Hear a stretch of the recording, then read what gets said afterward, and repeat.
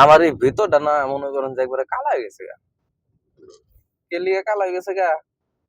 মনে করেন যে আপনার মানুষের কথা শুনতে আমার জীবনটা একবারে কালা হয়ে গেছে গা।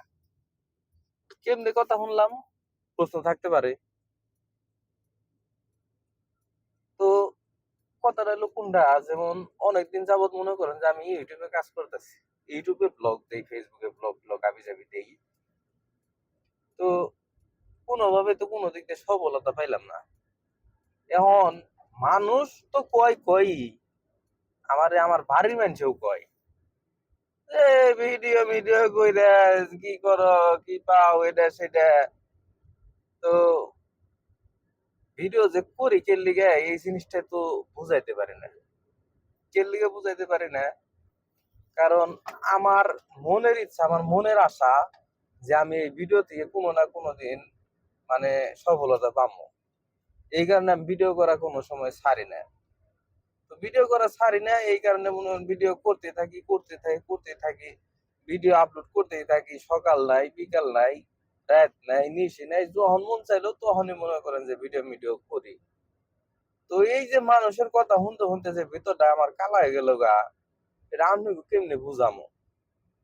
আপনারা যদি একটু বুঝতেন যে ভিডিও করা কত কষ্ট বা ভিডিও বানানি কত কষ্ট, আর ওই ভিডিও ছাড়ার পরে যখন মানুষ দেখে না তখন ওইটার সমান কষ্ট আর নাই।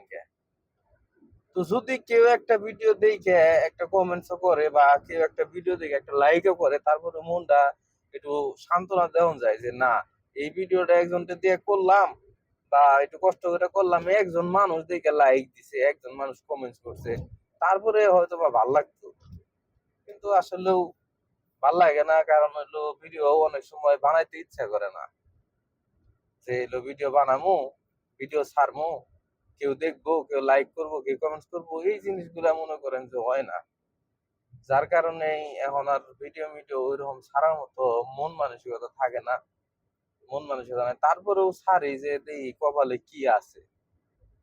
তখন কপালের উপরে নির্ভর করে মনে করেন যে আপনার ভিডিও ছাড়ি, তাছাড়া আর কিছুই না। তো যাই হোক, সবাই চ্যানেলটা সাবস্ক্রাইব করে করে দিয়েন। আর সবাই ভালো থাকেন, বেশি বেশি লাইক কমেন্ট শেয়ার করেন। ধন্যবাদ।